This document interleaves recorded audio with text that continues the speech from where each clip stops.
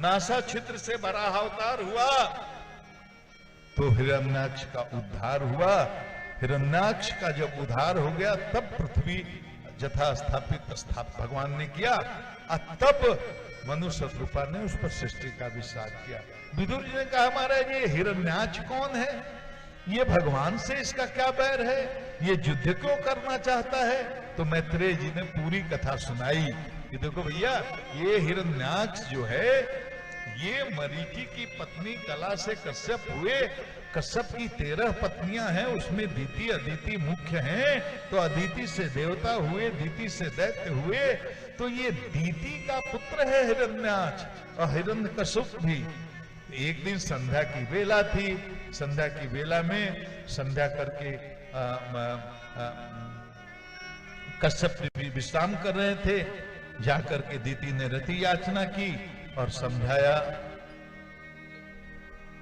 ऋषि ने समझाया कि ये अनुचित समय है, इस समय से सांध्य में शयन भोजन अध्ययन मैथुन वर्जित है। इस समय भोले बाबा अपने गणों के साथ विचरते हैं, ऐसा नहीं करो। लेकिन जिद की दीति ने तो जिद के कारण उसको संतुष्ट किया।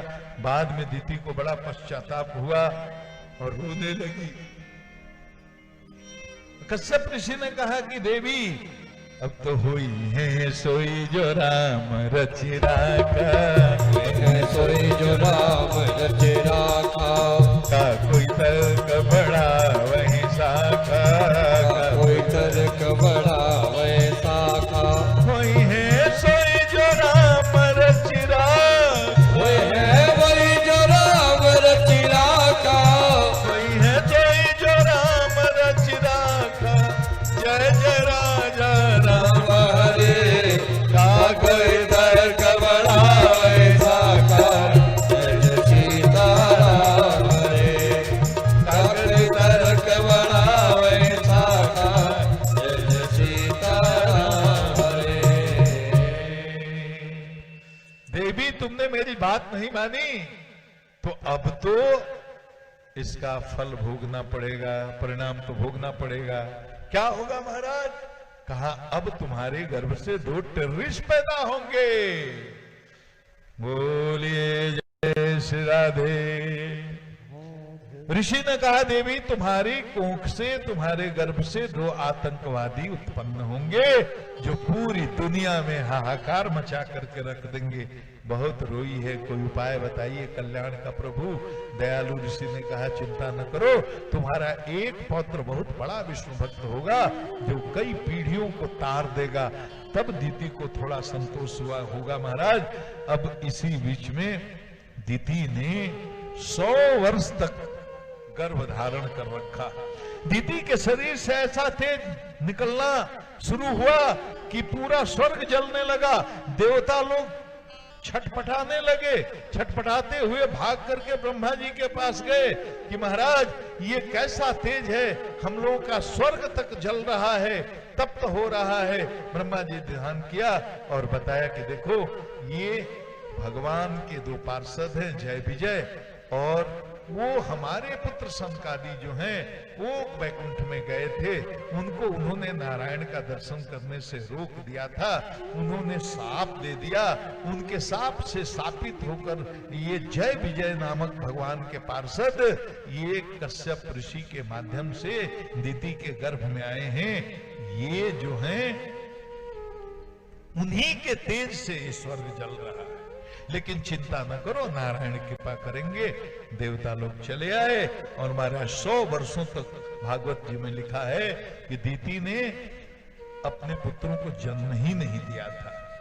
अंत में 100 वर्षों के बाद जब जन्म दिया तो हिरण्यकशिप और हिरण्याक्ष उत्पन्न हुए और पैदा होते ही उनके आकार में ऐसे वृद्धि हुई कि मुकुट पहने तो आकाश में लहरावे, इतना विशाल शरीर हो गया। एक दिन हिरण्याक्ष ने कहा अपने बड़े भाई हिरण्यकशिप से, भैया अपने जोड़ का कोई मिलता नहीं, अब मैं गदा लेकर के दिग्विजय के लिए निकलता हूँ, अकेले ही जरा देख करके आता हूँ। स्वर्ग पर आक्रमण किया महाराज, बिना लड़े देवता लोग पलायन कर गए। उसका तेज इतना था, उसके पुरुषार्थ और तेज के सामने कोई देवता टिक नहीं पाया, सब भाग भाग के गिरी के अंदर खो में जाकर के छुप गए। महाराज देवताओं को अपमानित करके आया, इंद्र का सिंहासन भी उठा करके लाया। महाराज वरुण जी के यहाँ समुद्र में प्रवेश कर गया। वरुण जी लड़िएगा क्या? वरुण जी बोले भैया बूढ़ा हो गया, पहले तो मैं भी बहुत लड़ता था, अब मुझे माफ कर दे, मैं लड़ने लायक रहा नहीं। वरुण का अपमान किया, वहां से फिर वहां से लौटा। रास्ते में नारद जी मिल गए। नारद जी तो जहां रहते हैं ठाकुर जी का भजन करते रहते हैं। श्रीमन नारायण नारायण नारायण, श्रीमन नारायण नारायण नारायण, श्रीमन नारायण नारायण नारायण, श्रीमन नारायण नारायण नारायण, श्रीमन नारायण नारायण। ये क्या नारायण नारायण करते रहते हो दिन रात? नारायण नारायण, अरे कुछ लड़ना भिड़ना भी आता है कि केवल नारायण नारायण? नारद जी ने कहा भैया देखो लड़ना भिड़ना नहीं आता है, लेकिन लड़ाना भिड़ाना बहुत आता है। विजय भाई गांव में भी, हर गांव में ऐसा एक दो आदमी होता है, उसको लड़ाने भिड़ाने में बड़ा मजा आता है। और हर गांव में दो तीन धुतकारी होते हैं, वो दो तीन धुतकारी गांव को तबाह कर देते हैं। नारद बाबा तो सिद्ध ऋषि हैं, हम नारद तो नहीं कहेंगे किसी को, नारद बनने योग्य नहीं है कोई, लेकिन धुतकारी होते हैं। नारद बाबा ने कहा लड़ाना भिड़ाना बहुत आता है, आप चिंता न करो, जल्दी आपका मनोरथ पूरा होगा। महाराज वहां से जल में प्रवेश किया, पृथ्वी को उठाया, चुरा करके पाताल लोक ले गया। मनु जी ने कहा महाराज आपने कहा कि मैं सृष्टि करूं, तो सृष्टि कहां करूं? पृथ्वी को तो हिरण्याक्ष ले गया। तब ब्रह्मा जी ने ध्यान किया, उनके वृत्ति से यहां से वराह अवतार हो गया। बोलिए वराह भगवान की जय। आज वराह जी का अवतार हो गया। वराह भगवान की स्तुति की देवताओं ने, ब्रह्मा ने सारे। जब भगवान का अवतार होता है तब ब्रह्मा जी सारे देवताओं के साथ आकर स्तुति करते हैं, बड़ी दिव्य स्तुति की। और वराह भगवान ने छलांग लगाई, समुद्र में प्रवेश किया और पृथ्वी को जहां ले गया, ले जाकर रखा था, वहां से अपने दाढ़ पर उठाया। लेकर आ रहे थे तो देखा उसने और गाली देना शुरू किया। पीछे सत्यम वयम भो वन गोचरा मृगा युष्मद्विदा मृगये ग्राम सिंहा न मृत्यु पासे प्रतिमुक्तस्य वीरा विकथनम तौ गृह्णन्ति भद्र।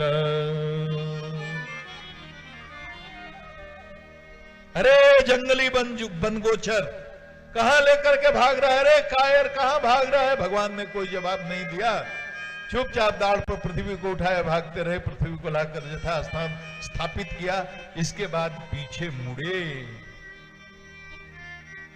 और तब बोले सत्यम वयम भो वन गोचरा मृगा। अरे तूने ठीक ही कहा, हम लोग तो वन गोचर हैं, लेकिन हम तुम्हारे जैसे ग्राम सिंहों से नहीं डरते। युष्मद्विधा मृगये ग्राम सिंहान, तुम्हारे जैसे ग्राम सिंहों के भौंकने से कोई फर्क नहीं पड़ता। देखो जी, ग्राम सिंह, अगर आपको हम बोले कन्हैया भैया आप छत्तुपुर के ग्राम सिंह हैं, मान ली, तो जो नहीं संस्कृत के का अर्थ जानते हो तो खुश हो जाएंगे कि हमको शेर बोल रहे हैं अनिल चाचा जी।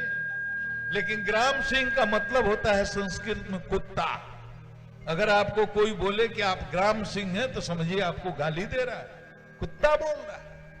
उसी तरह से गधा किसी को बोलने में बुरा लगता है, लेकिन उसको बोलो संस्कृत में वैशाख नंदन, कितना सुनने में प्यारा लगता है।